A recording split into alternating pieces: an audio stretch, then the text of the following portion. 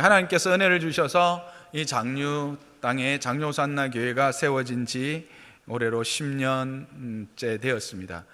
이 교회를 시작하면서부터 전도 집회인 사랑 나눔 축제도 함께 시작하였기에 이제 10회를 맞이하게 됩니다. 그동안 하나님께서 은혜를 주셔서 많은 성도들을 보내어 주시고 함께 예배할 수 있게 하셔서 3부 예배로 드리게 되었습니다. 그러면서 어느덧 우리에게 이 사랑 나눔 축제도 매년 반복되는 평범한 행사 중 하나로 인식되고 있다는 생각을 가끔 하게 됩니다. 그러나 전도는 반복되는 행사일 수 없습니다. 전도는 교회와 성도의 존재 이유입니다. 교회와 성도의 사명입니다. 그런데 하나님의 일, 특히 전도는 방해가 심합니다. 외부적인 방해뿐만 아니라 알게 모르게 행해지는 내부적인 방해도 많이 있습니다. 외부적인 방해는 너무나 분명히 드러나기 때문에 그것이 방해이다 라고 우리는 알기도 쉽습니다만, 내부적인 방해는 구분하기가 참 쉽지도 않습니다. 그래서 오늘의 본문을 통해서 베드로를 비롯한 사도들이 이 전도를 하다가 경험하게 되는, 맞닥뜨리게 되는 외부와 내부의 여러 도전들과 방해들을 그들은 어떻게 극복하고 대처했는지를 살펴보고, 우리도 그것을 통하여서 어떤 자세로 이 도전들 앞에 대처해야 될 것인지를, 또 거기에 대한 답을 찾아보도록 하겠습니다. 5장 40절은 그들이라고 지칭되는 대제사장들과 사두개인들이 베드로를 비롯한 사도들에게 채찍질을 하고 예수 이름으로 말하는 것을 금한 이후에 풀어주었다라고 기록되어져 있습니다. 그러면 우리는 이 사람들이 왜 맞았지? 왜 이 사람들이 그렇게 예수 이름으로 말하는 것을 금하게 되었지? 라는 생각을 하게 됩니다. 그 내용은 바로 이 본문 앞에 나와 있는 4장부터 4장과 5장, 더 앞으로 나가면 2장부터 시작되는 성령이 그들 가운데 임하셔서 행하시는 일들, 그 일들 때문입니다. 그것을 요약해보자면 이렇습니다. 마가의 다락방에 모여있던 120명의 성도들이 성령의 임재로 말미암아 세상으로 보냄을 받게 됩니다. 그래서 그들이 성령의 능력으로 예수는 그리스도다라고 하는 것을 분명히 증거하지요. 그랬을 때 그 증거를 들은 사람들이 때로는 4,000명, 때로는 3,000명, 때로는 5,000명씩 회개하고 세례를 받았습니다. 그러자 사도들이 성전에 나타나면 사람들이 몰려들기 시작했습니다.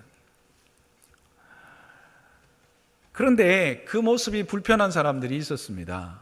그들은 바로 예수님을 십자가에 못 박는 일에 주도하였던, 앞장섰던 바로 대제사장들과 공회원들이었습니다. 그래서 그들이 처음에는 이들을 잡아서 공회에 이렇게 부릅니다. 불러서 좋은 말로 이제는 예수 이름으로 말하지도 말고 가르치지도 말라, 그렇게 권하여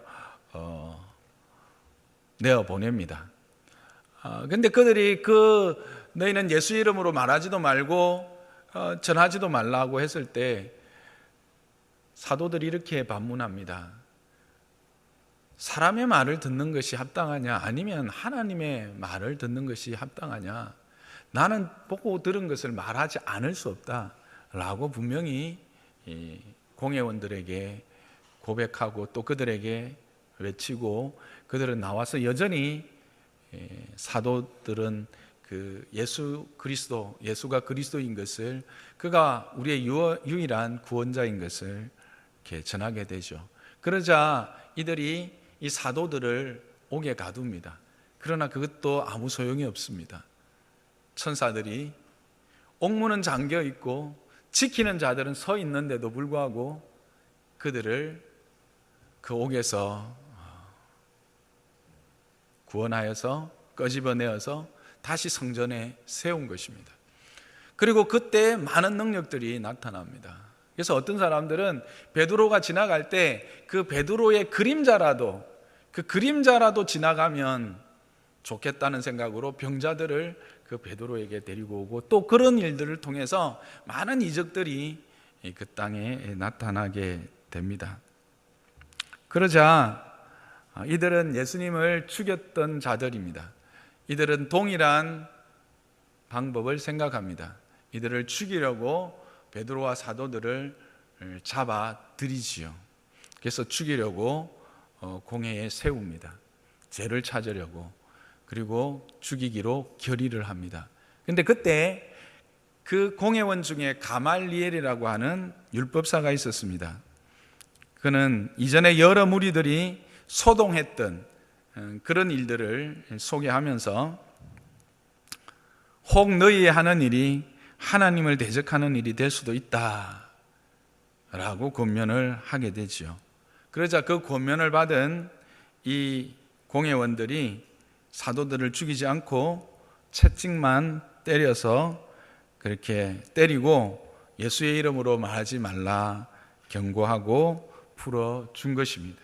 그것이 40절까지의 내용입니다.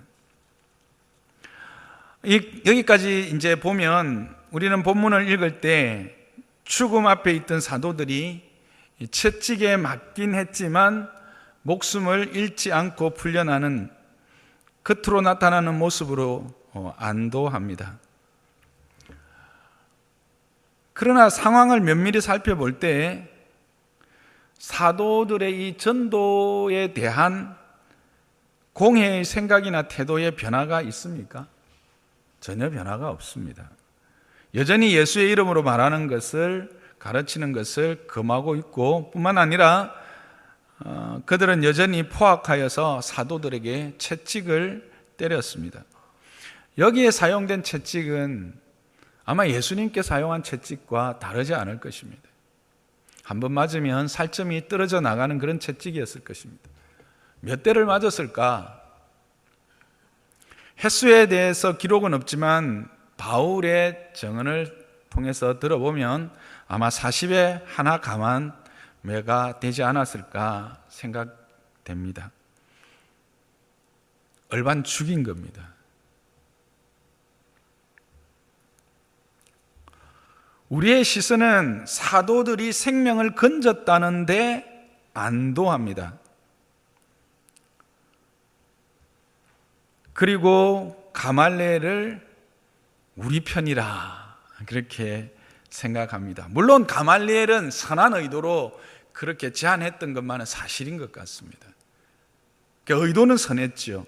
그러나 이 가말리엘의 제안이 하나님의 일을 생각하고 낸 제안일까? 이 가말리엘의 제안이 결국은 하나님의 일을 이루어가는 방법일까? 하는 생각이 제게 들었습니다. 저는 그렇게 보이지 않았습니다. 비록 가말리엘이 대제사장들과 사두개인들에게 하나님의 이름을 빌려서 하나님을 대적하는 자가 되지 말자라고 권하였지만,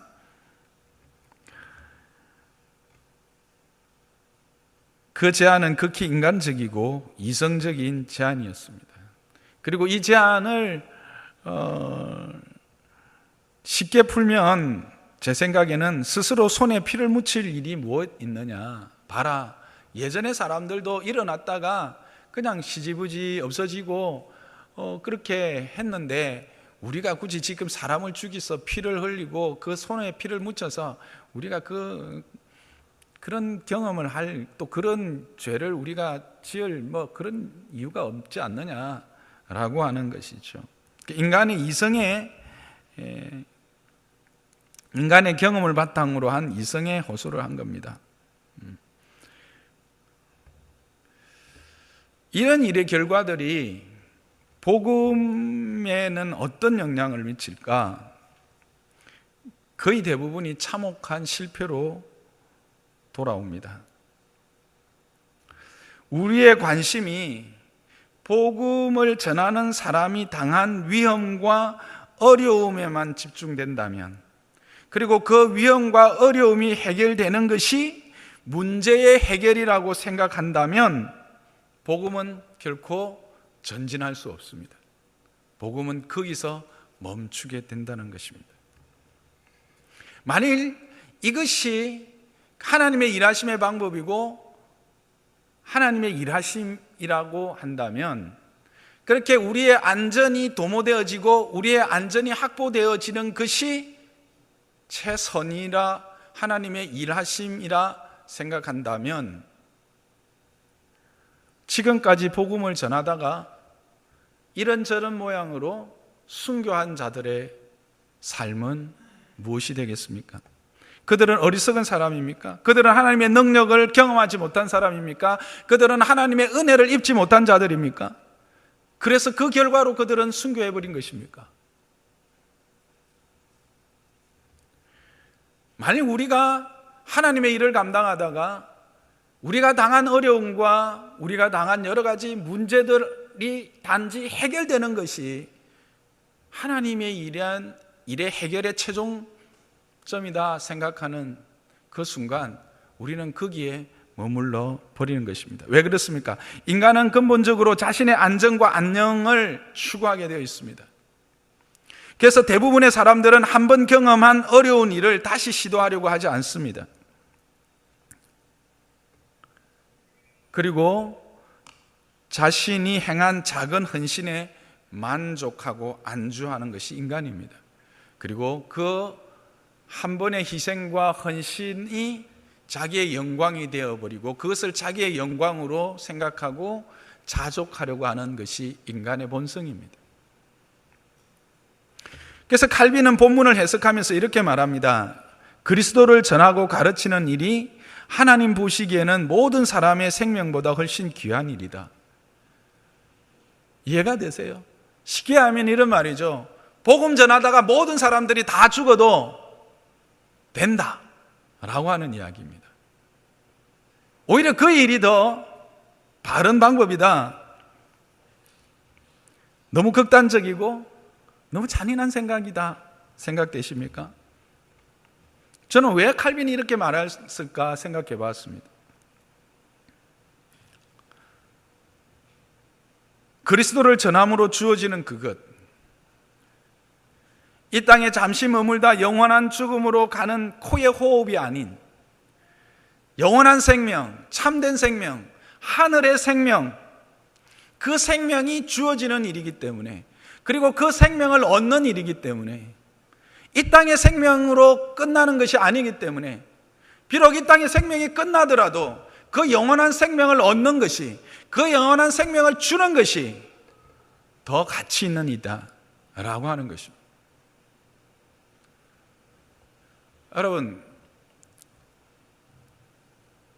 인형들을 쫙 세웠습니다.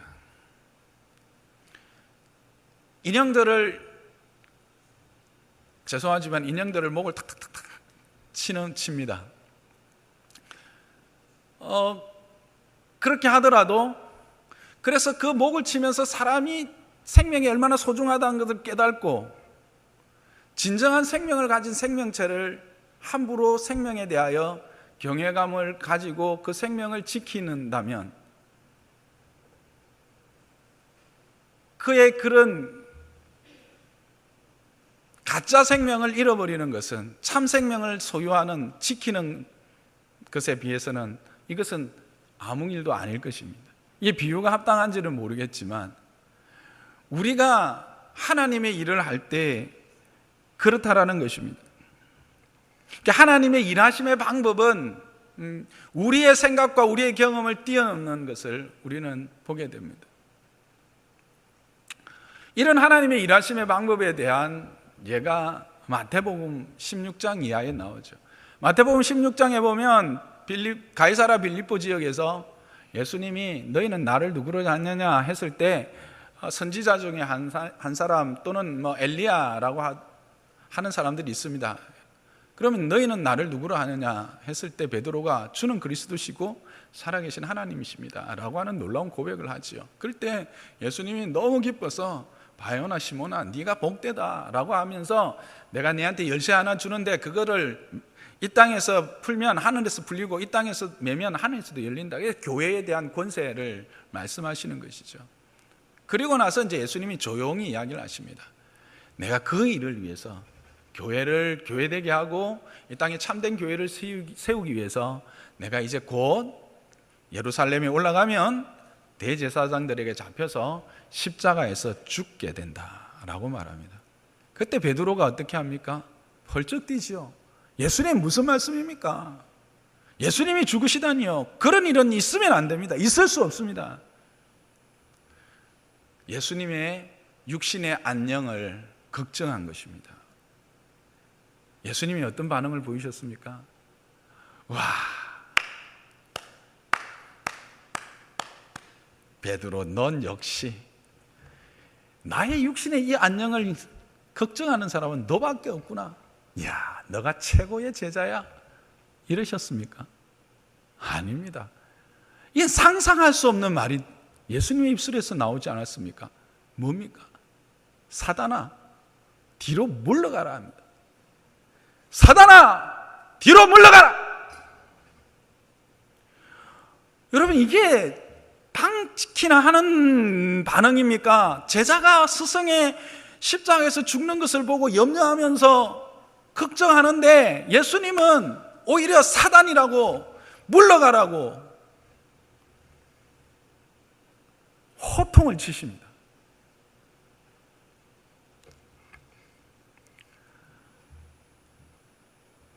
왜 그러셨을까?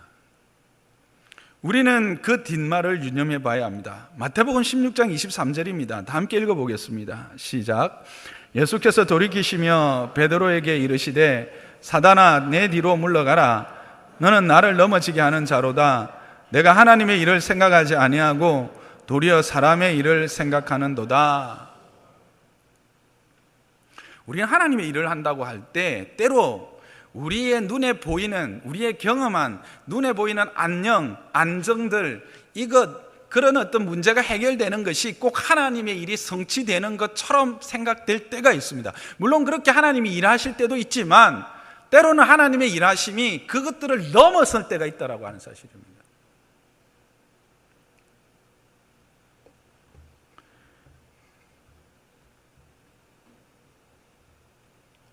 하나님의 방법이 아닌 이성적이고 인간 중심적인 사고로는 하나님의 일을 온전히 이룰 수 없다라고 하는 사실입니다. 때로는 방해가 될 뿐이라는 것입니다. 그래서 만일 사도들이 그들의 제안, 대제사장들과 사두개인들의 제안을 그대로 수용했다면, 그들이 그 육신으로 죽지 않고 풀려난 것에 만족하고 거기에서 머물렀다면 어떤 일이 일어났을까요? 복음은 영원히 침묵 속으로 빠지게 되었을 것입니다. 여러분, 요즘 길거리에서 전도지를 나누어지는 전도를 자주 보십니까? 자주 보지 못할 것입니다. 여러분은 그렇다면 이 전도지를 나누어 주는 것, 그러면서 전도하는 것을 어떻게 생각하십니까? 오히려 사람들에게 반감만 사고 기독교의 품격을 훼손하는 일이다 생각지는 않으십니까? 그리고 그렇게 말하는 것을 들어본 적은 없으십니까? 어떤 목사님들은 이렇게 말씀하십니다. 세상 사람들에게 기독교를 강요하지 말아라. 그들의 종교적 선택을 존중하라. 인격적으로 그들에게 대우하라.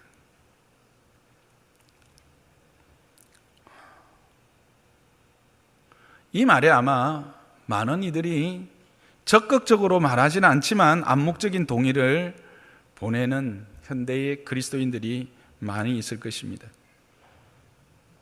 그리스도인답게 살면 되지. 굳이 그렇게까지 해야 하나? 생각하거나 말합니다. 배려처럼 들립니다. 예의를 차리는 것 같이 느껴집니다. 그러면 그 결과는 어떻게 나타날까요? 여러분, 그리스도인답게 사는 것이 무엇입니까? 그리스도인답게 산다는 것은 복음에 묶여 사는 것입니다.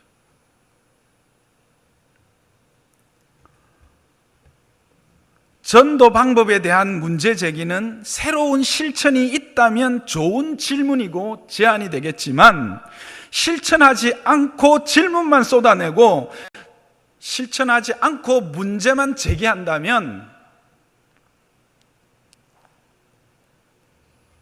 그들은 오늘 본문에 나오는 이 공회원들과 다른 자들이 아닐 것입니다. 소극적으로는 방관자요, 적극적으로는 회방자가 되는 것입니다. 베드로는 분명히 말합니다. 천하 인간의 구원을 얻을 만한 다른 이름을 우리에게 주신 일이 없다. 인간에게 가장 필요한 것이 무엇입니까? 구원입니다. 생명입니다. 생명은 오직 예수 그리스도 안에만 있다는 것입니다. 그래서 요한은 말합니다. 아들이 있는 자에게는 생명이 있고 아들이 없는 자에게는 생명이 없다고 말합니다. 예수는 생명입니다. 예수는 이 생명으로 가는 길입니다. 예수는 생명을 얻는 진리입니다. 그 외에 다른 것은 없습니다. 그래서 바울은 말하는 것입니다. 이 생명인 예수를 마음에 믿어 의에 이르고 입으로 신하여 구원에 이른다라는 것입니다. 그런데 전하는 자가 없이 어떻게 들으며 듣지 않고 어떻게 믿으며 믿지 않고 어떻게 고백할 수 있느냐는 것입니다. 그래서 이사야의 말씀을 통해서 이 땅에서 가장 아름다운 발이 무엇인가? 가장 아름답고 복된 발이 무엇인가? 그것은 바로 복음을 전하는 자들의 발이다라고 로마서 10장에 분명하게 말하고 있는 것입니다. 바울은 우리에게 또한 이것은 되묻는 것입니다. 자, 이 방법 외에 다른 방법이 있니? 이 방법 외에 다른 그리스도를 통하여서 구원을 함께 나눌 방법이 있니? 여러분은 어떤 대답을 하시겠습니까? 사도들은 이것에 현혹되지 않았습니다. 그래서 41절이 나오는 것입니다. 다시 한번 읽어보겠습니다. 사도들은 그 이름을 위하여 능력받는 일에 합당한 자로 여기심을 기뻐하면서 공회 앞을 떠나니라. 능력받는 일이 수치나 아픔이나 두려움으로 남지 않았습니다. 그것이 오히려 그들의 기쁨이 되었습니다. 그들이 지나간 일들을 계속할 수 있는 분명한 증거가 되었습니다. 그렇다고 여러분, 사도들이 이 고통도 느끼지 못하고 배알이 없어서 부끄러움도 느끼지 못하고 모멸을 당해도 그렇게 분노도 하지 못하는 그런 이상한 어떤 존재, 그런 자들이라고 생각하지 마십시오. 그들도 우리처럼 맞으면 아픈 자들입니다. 그들도 상처받으면 쓰라린 자들입니다.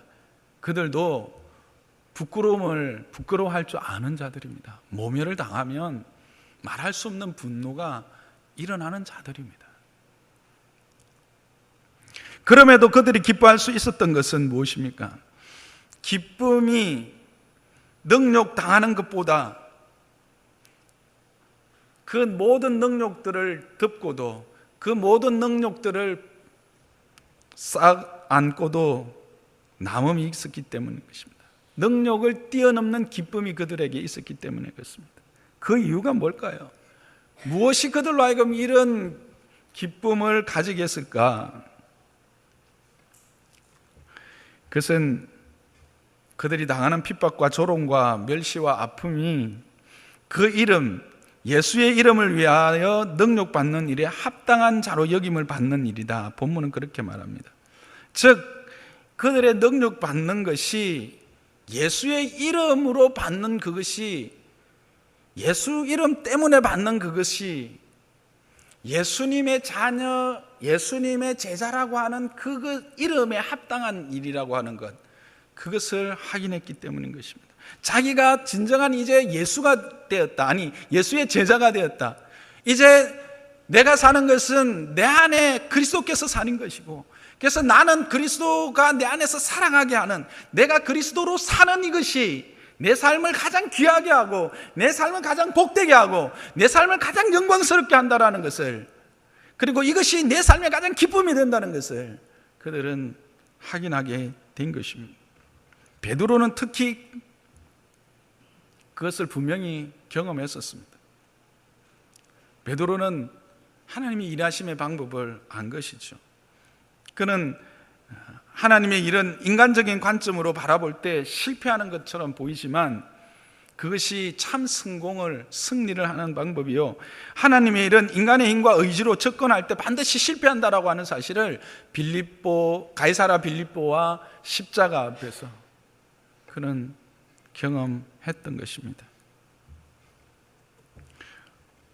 그들은 십자가가 사람들에게는 가장 치욕스러운 것이나 하나님 앞에서는 최고의 존귀와 영광을 얻는 것이다 라는 것을 그들은 분명히 확인한 것입니다. 그래서 그리스도와의 연합으로 말미암는 이 영광스러움을, 그리스도와의 연합으로 말미암아 성령을 통해서 주어지는 평안과 그 기쁨이 그 모든 것을 능히 이겨낸다라는 것을 확인했고 경험했기 때문에 그들은 육신의 안녕, 육신의 안전, 그것이 진정한 안녕이고 진정한 안전이고 진정한 기쁨이 아니다라는 것을 알았던 것입니다. 그래서 그들은 42절 나가서 날마다 그치지 않고 예수는 그리스도다고 전할 수 있었던 것입니다. 이와 같이 그의 삶에 그리스도로 말미암는 분명한 흔적이 있는 사람, 그 사람은 진정한 복된 사람입니다. 바울은 갈라디아서 6장 17절에 이렇게 이야기합니다. 함께 읽어봅시다. 시작. 이후로는 누구든지 나를 괴롭게 하지 말라. 내가 내 몸에 예수의 흔적을 지니고 있노라. 이 얼마나 자신만만하고 얼마나 당당한 모습입니까? 자신을 괴롭게 하고 힘들게 하는 자들에게, 그리고 자신들 앞에서 세상이 가진 것들을 자랑하고 세상의 영광을 보여주려고 하는 자들에게 말하는 것입니다. 나는 그리스도의 흔적이 있어. 날 가볍게 생각하지 마. 날 함부로 생각하지 마. 너희가 가지고 있는 영광, 너희가 가지고 있는 그 어떤 성취, 기쁨, 내 안에 그리스도가 있어. 나는 그리스도의 흔적을 가졌어. 내 심령과 내 육체에 분명히 가지고 있어요. 그리스도의 흔적을 가진 자는 두려움이 없습니다. 그리스도의 흔적을 가진 자는 망설임이 없습니다. 그리스도의 흔적을 가진 자는 염려가 없습니다. 그리스도의 흔적을 가진 자는 소망 가운데 기뻐하게 되는 것입니다. 그리스도의 흔적을 가진 자는 진정한 평안과 부요함을 맛보고 누리게 되는 것입니다. 여러분의 그리스도의 흔적이 있습니까? 여러분의 삶에 예수 이름 때문에, 예수 이름을 나타내며 예수 이름을 전하는 그 일 때문에 당한 흔적 있습니까? 요즘 이런 말 하죠. 야, 내 마음에 스트레치 당했어. 이렇게 손톱 자국 났어. 이렇게 이야기하는데 그게 아니라 스크래치죠. 스크래치. 이게 발음이 안 돼. 진정 예수 때문에, 예수 이름의 그 영광스러움 때문에 가진 흔적이 있느냐는 거예요.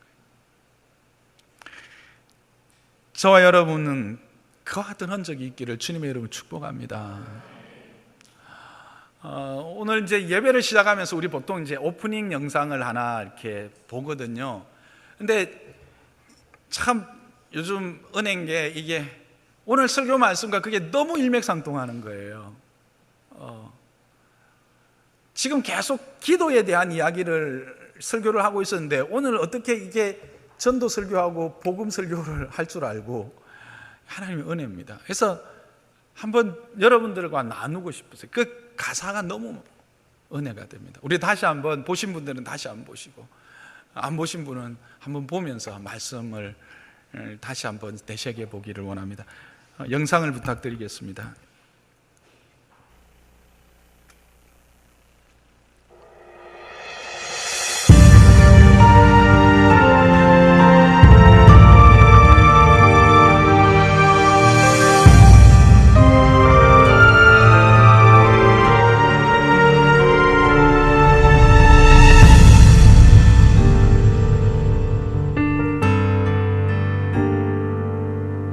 내 눈물로 말할 수 있죠.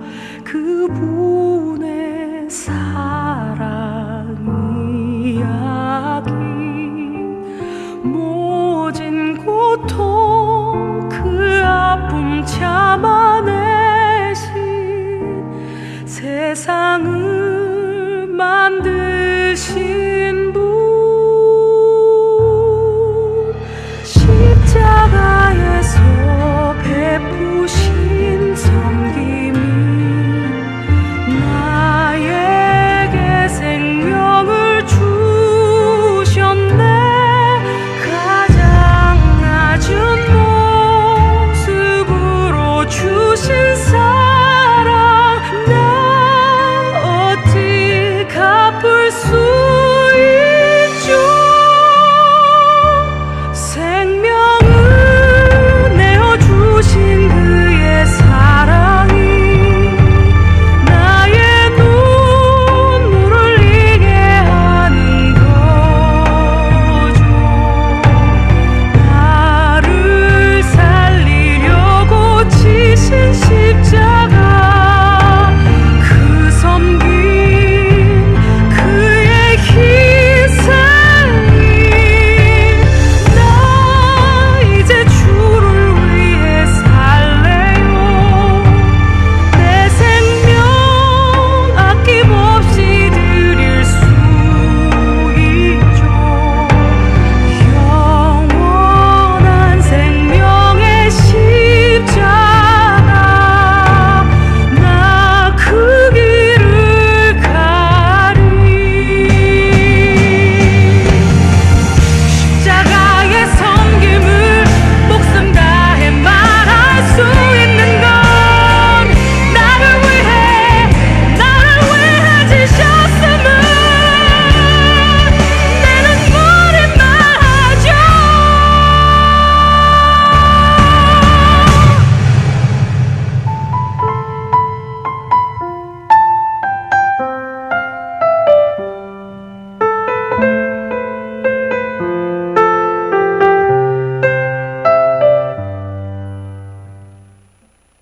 생명을 내어주신 그의 사랑이 나의 눈물을 흘리게 하는 거죠. 나를 살리려고 지신 십자가, 그 섬김 그의 희생이, 나 이제 주를 위해 살래요.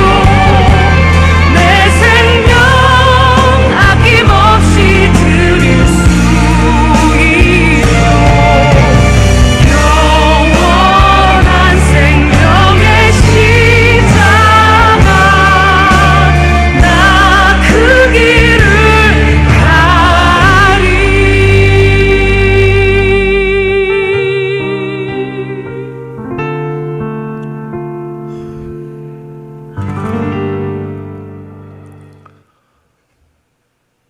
이후로는 누구든지 나를 괴롭게 하지 말라. 내가 내 몸에 예수의 흔적을 지니고 있노라. 바울은 그와 같은 놀라운 은혜를, 그와 같은 영광을 결코 또 자신만을 위해서 사용하지 않았습니다. 골로새서 1장 24절은 이렇게 바울에 대한 고백을 적고 있습니다. 함께 보겠습니다.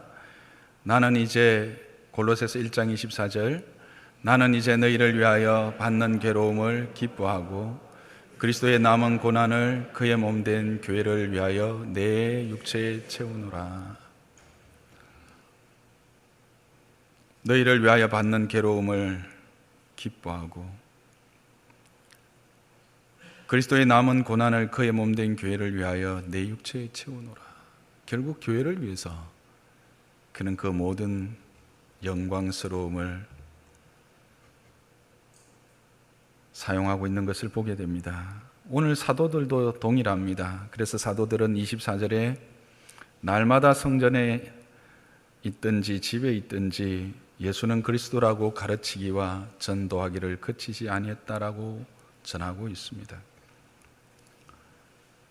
그들이 가지고 있는 믿음에 대한 태도를 계속 견지했다라고 하는 것입니다. 멈추지 않았습니다. 그래서 육신의 안녕이 보장되었다고, 그리고 지금까지 행했던 나의 희생과 수고가 그저 나의 영광으로 삼고 거기에 머물러 있지 않았습니다. 그들에게 허락된 기쁨과 함께 변함없는 꾸준함, 견고한 자세, 흔들리지 않는 태도를 우리에게 보여줍니다. 한 번 결심하고 한 번 실천하고 한 번 어려움을 이겨내는 것, 그렇게 어렵지는 않습니다. 그러나 그것이 두 번이 되고 세 번이 될 때 우리는 참으로 힘듭니다. 그러나 오늘 본문의 말씀은 우리에게 어떤 용기를 줍니까? 그럼에도 불구하고 하나님 앞에 서는 자, 기쁘게 그 말씀 앞에 순종하는 자들에게 그 모든 것들을 능히 감당하고도 이겨내는, 그것을 다 담아낼 수 있는 기쁨이 있다, 영광이 있다 라고 말하고 있는 것입니다.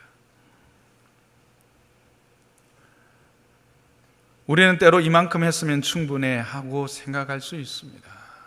앞에도 잠시 말씀드렸지만 이제 우리의 예배당은 3부 예배를 드려야만 하고 어떤 때는 4부 예배를 드려야 하지 않느냐고 말하는 분들도 있습니다. 그러나 여러분, 아직 이 땅에는 예수 그리스도를 알지 못하는 영혼들이 90%가 넘습니다. 그리고 우리는 최소한 이 장유적에 있는 10%의 영혼들에게 예수가 그리스도인 것을 증거하자고 그렇게 교회의 비전으로 삼고 함께 고백했고 함께 달려오고 있습니다. 전도는 새로운 사람들이 잘해. 나도 예전에 처음에는 사랑나눔 축제 처음 할 때는 나도 5명, 10명씩 데리고 왔지. 근데 이제 5년이 지나고 10년이 지나니까 안 보이네. 없어. 아니, 어쩌면 그냥 충분히 할 만큼 했다 라고 생각할 수 있습니다. 이 정도에서 내 영광은 충분하다, 이 정도에서 나의 아픔과 상처는 충분하다 라고 생각할 수 있습니다. 더 이상의 수고는 내가 감당하고 싶지 않다 라고 말할 수 있습니다. 당연합니다. 누구나 그렇습니다. 저도 그렇습니다. 그러나 오늘 사도들을 통해서 성경은 우리에게 이 일은 주님 앞에 서는 날까지 계속되어져야 할 것을 말하고 있는 것입니다. 우리가 10년을 달려왔다고 말하지만, 그러나 하나님의 그 역사, 앞으로 예수 그리스도께서 언제 오실지는 모르겠습니다만 그 예수님이 오신 날까지를 생각하면 이제 겨우 10걸음 내디딘 것입니다.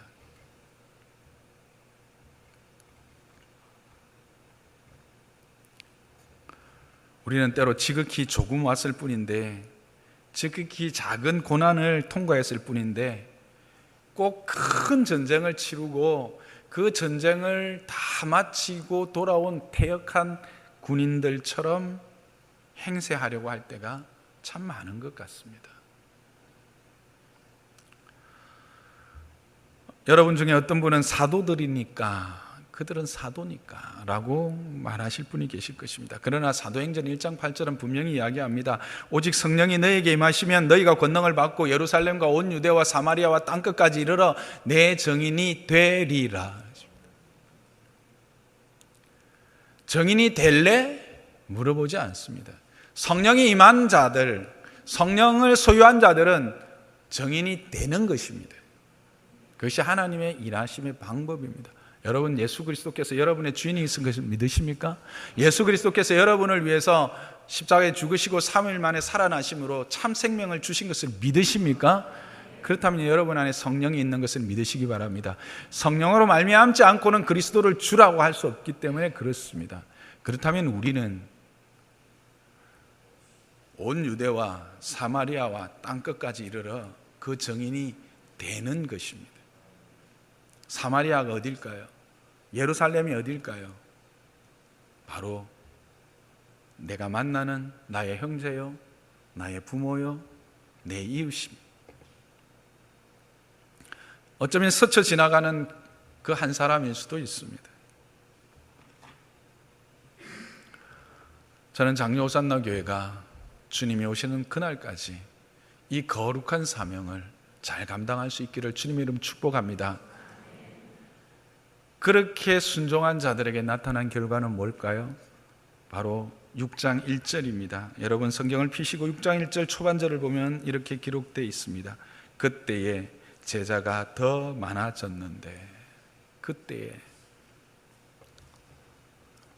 비록 능욕을 당함에도 불구하고 오히려 그리스도와 연합된 그 표인 것을, 그리스도 안에서 내가 살고 그리스도가 내 안에 산다라고 하는 이 분명한 표인 것을 확인하고 기뻐하고 그렇게 순종함으로 말미암아 교회가 더욱더 부흥을 경험하는 것입니다.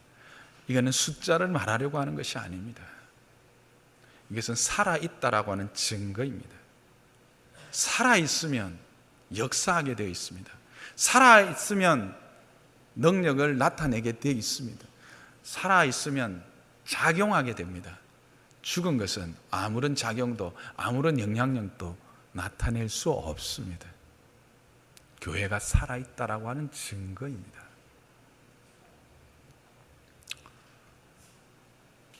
여러분이 산자이십니까? 산자이기를 주님의 이름으로 축복합니다.